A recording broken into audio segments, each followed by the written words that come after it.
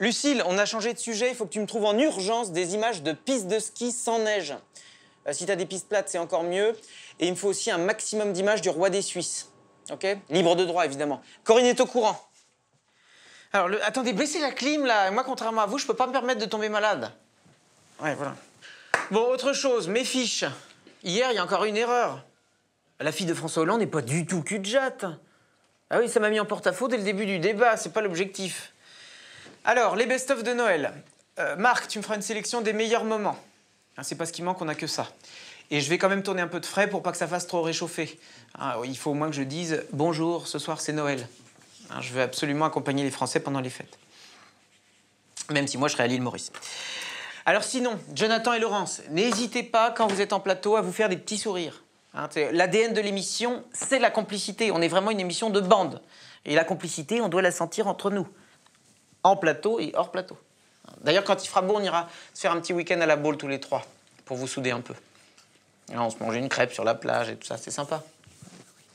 Bon, Marc, on a quoi pour demain? Il faudrait qu'on fasse un bilan du G20 en Australie. Ça vient de se terminer, c'est important, il faut y aller, là. Ouais, le mois prochain, ça plutôt, non? Bah, pas Tiens, vraiment. non, en revanche, par le contact d'un ami, je peux avoir l'ours Paddington en plateau. En vrai. Hein, on fait un sujet sur le miel ou quelque chose comme ça. On leur en exclut, bien sûr. Hein. OK? OK? Allez, on fonce. Allez, andouilles. Il est arrivé, Christophe Barbier? Ouais. Dis, la députée, tu me l'améliores, hein? Ah, mais on peut pas se permettre de passer ça à l'antenne, c'est un coup à avoir un refus technique.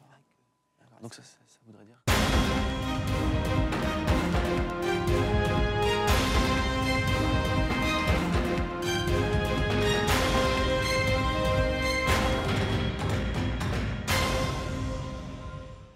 Bonsoir à tous, merci pour votre fidélité, les audiences sont excellentes, ce qui me donne des billes pour mieux renégocier avec la chaîne et vous proposer des programmes toujours plus coûteux et donc toujours plus innovants. On commence tout de suite avec le sujet du jour.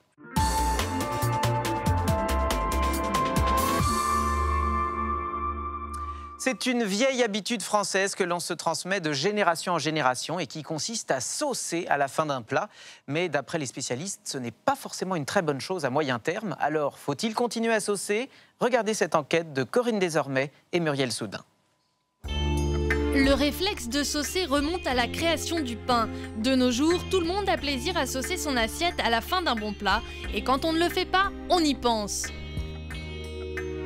Malheureusement, le gouvernement voit d'un mauvais œil cette habitude et ce qui est encore possible aujourd'hui ne le sera peut-être plus demain, alors profitons-en. Alors, Jean Bradley, il existe plusieurs techniques. Est-ce que saucer, c'est tremper? Ou est-ce que le simple fait d'essuyer au bord... Ah, c'était une bonne émission. Ça vous dit qu'on se fasse un bon plateau de fruits de mer aux 2 cochons pour vous souder? Ouais. Vous aimez les palourdes?